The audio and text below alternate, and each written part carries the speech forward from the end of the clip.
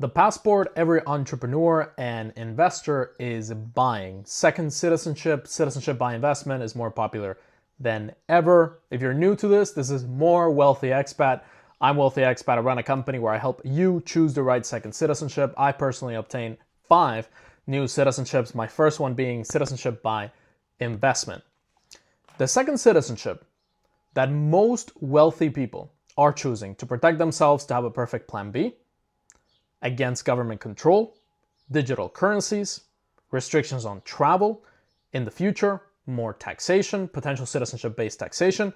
They are choosing between 2 different routes, one of those routes including citizenship by investment. There's different levels of citizenship by investment. So you have the cheap second citizenship, which are countries like Vanuatu. We've had a lot of clients that applied for Vanuatu, they got their Vanuatu passport. Suddenly we've had a surge of Vanuatu applications, mainly from EU citizens, Australians, and Americans that are not looking to renounce. They just want a plan B citizenship. They want a passport they can get fast, easy, you pay and you get it.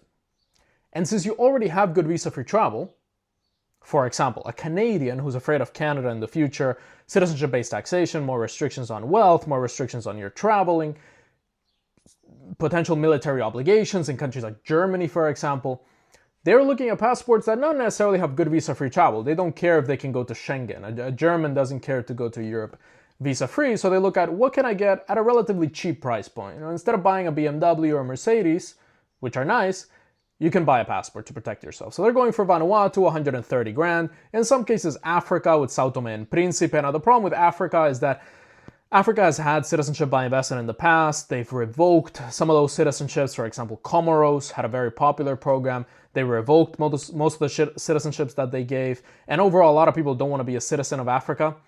It's also not a good play for getting into Portugal. Some Indian citizens have contacted us and said, look, can I get Sao Tome and then apply for Portuguese citizenship after 7 years instead of the traditional 10 years of getting Portugal citizenship? And it's not realistic because you're not originally from Sao Tome and Principe.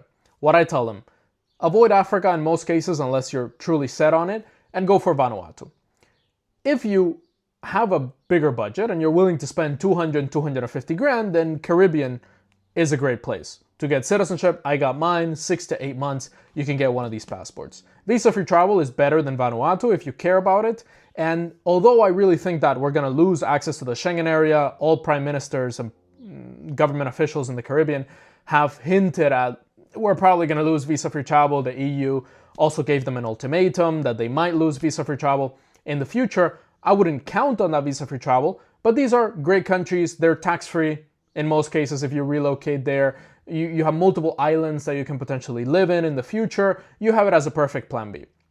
Now, with all of these citizenship in the Caribbean, for example, a lot of countries, a lot of government officials, they know that you got that citizenship by investment. They know that you bought those citizenships, which a lot of entrepreneurs, a lot of investors, they don't care of that reputation. They just want to have something. They just want to know that I'm a citizen of somewhere else. That's why Americans are looking at their family tree and getting Polish ancestry citizenship, Hungarian, Croatian, because they want to have something. Even if they don't plan to live in Europe, they go and get a second passport.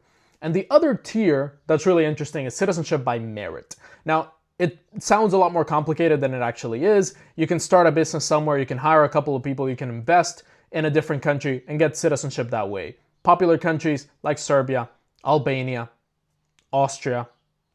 Some other countries that offer citizenship by investment would be Turkey as well, which is interesting for Russians, Chinese, some Westerners that want to have a property and they want to get citizenship on top of the property. Turkey makes a lot of sense. Now, citizenship by merit, as I mentioned, is not going to be straight up paying, investing, buying a property and you get the citizenship. It's a bit more of a process, but it can be relatively quick. Like some citizenship by merit applications, they take 2 months to get the approval because the person has a really good track record, they built a good business, they have a good LinkedIn profile, they already have employees somewhere, and they can get the citizenship in Serbia, for example, in a couple of months. In some cases, as long as they have a good and clean track record. What I'm seeing more and more, wealthy people are using their money, their capital, and seeing this as a potential life and freedom insurance. okay, I spent 200 grand, 250 grand, maybe the Caribbean drops in prices. If they lose the Schengen area, maybe it's going to be 150 grand. Case of Vanuatu, 130 grand. Sao Tome and Principe, 90 grand.